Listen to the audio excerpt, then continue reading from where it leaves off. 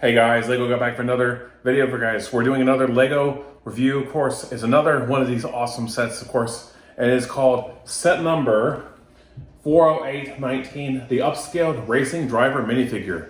694 pieces, close to 700 in a way because it is extra pieces included. Here's the box you have for this and this figure as well.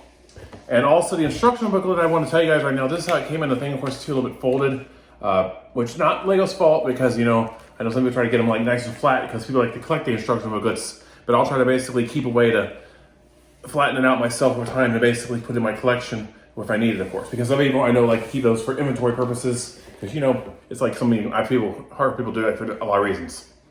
But let's show you, look at this guy and talk afterwards. So let's show you this little race car figure. And hope you guys enjoyed the video yesterday of this kind of recording of that complete F1 collection. And we'll talk about it afterwards too. All right, here we're looking at the upscaled racing driver minifigure. And you can see, this is pretty cool. This is not all, when I first built this, I thought these were gonna be stickers, but they're not. I like that it has the design of the helmet, of course, too, in a way, which I can see if the Lego does a space figure, guys, this is what they're gonna use probably from now on, which is pretty cool. The helmet is pretty cool in a way, too.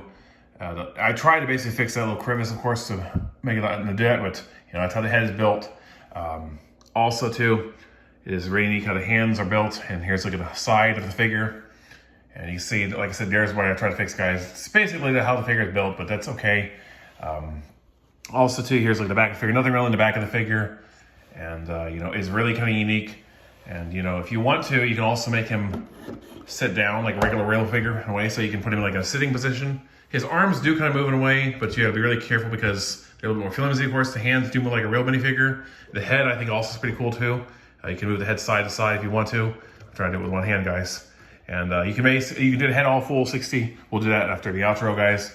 But it's pretty cool. And if you want to, you can also make him stand up, but we're gonna let him sit down because, well, he's probably been because I bet a minifigure sitting up for a long time is a really hard thing to do. I do like the hands, the feet, how they built the feet, like they do all these upscale figures, and the classic looking face. But look at your upscaled minifigure, and there he is. All right, for there you guys saw a close-up on this race car upscale racing driver figure. And before we do want to start any further, guys, I just want to show you guys that this figure is pretty cool. You can do a lot of cool stuff with him, pose him. But really, I have to be really careful when I move him, guys, because earlier I did something, of course, and he kind of fell apart on me a little bit in a way. You can move his arms up in a way like he's waving, of course, or if you want to, his head does move side to side. And you saw in the close-up too, he does sit down, but you got to be really careful how you display these figures, of course, because they are really fragile. But I do like these figures a lot. I don't plan on getting the pirate figure anytime soon because that's a Lego house exclusive, which I really hate. And if Lego does a spaceman exclusive, house exclusive, I'm not going to be happy because I like the spaceman, of course. But I can definitely see people using this red style helmet piece for a red spaceman or redoing the pieces. Now, I don't think there's any other colors in these pieces. I can be wrong to build these, of course. But I did see it when you guys probably saw when I was at the Brick Fair convention that here past a couple weeks in Huntsville. A guy was able to take all the pieces of the figures and make like a little puzzle. He actually built some custom ones you guys saw. And he actually built a spaceman. They actually had a buildable torso on the front. But I really hope Lego does a spaceman because we could have got one last year when we got the space stuff last year, which that would have been okay. But, you know, I think Lego didn't want to do that for reasons. And this one I think is pretty bad. Not bad, of course, because we're getting a lot of F1 stuff and racing stuff. It's kind of cool. This kind of reminds me of the old racing guys that we got from the Octane series. It kind of has, I think he does have the Octane logo, so he is Octane, of course, and it is neat, though. One thing I will have to say, though, when you build these figures, you gotta be really careful how you pick them up and move around like I did, because they're really not like a regular minifigure. They will fall apart easily. They will break easier, so be careful. And we did one a couple years ago, about 2 years ago, we did one that was with a ball cap, with a red t-shirt and also blue torso.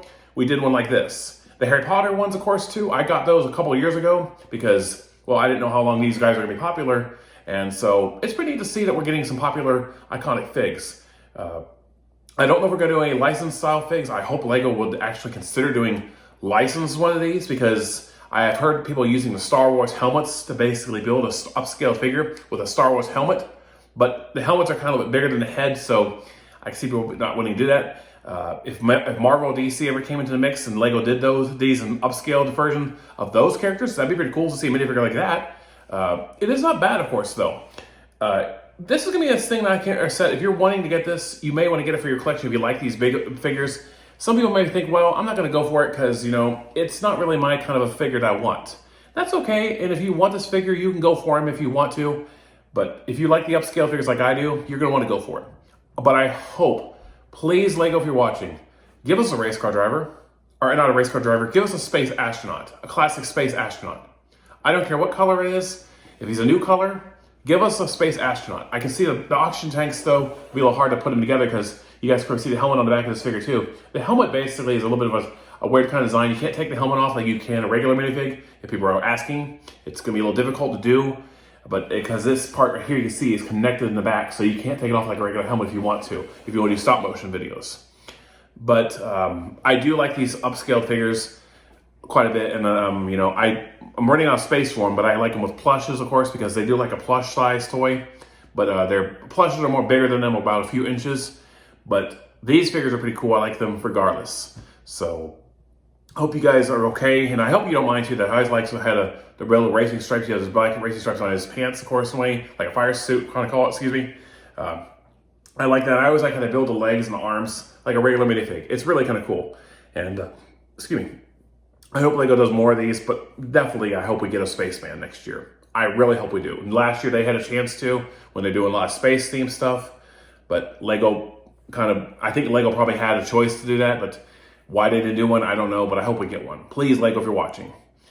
I don't normally rate these figures, and I don't rate a lot of sets, but if I had to give it a scale 1 to 10, you know, this little guy, I probably would give him probably about an 8. Why I'm saying that, you know, because he's a pretty cool little figure, and, you know, it's nothing bad about him, of course, too. Not a 10 scale, because, you know, he's not really popular, but if he basically could do a lot more posability, he could take the helmet off, that would be a good 10. The head does move around really a lot better, of course. A little bit more loose so the other ones, because you got to be really careful how you move these figures around, that they don't fall over and break. But still pretty cool. All right, big guys. If you guys are you guys gonna pick this guy up, and do you guys want to get him? And do you like the upscale figures? I know some of you don't, but let me know in the comments if you guys want to. Which one would you like to see Lego do next?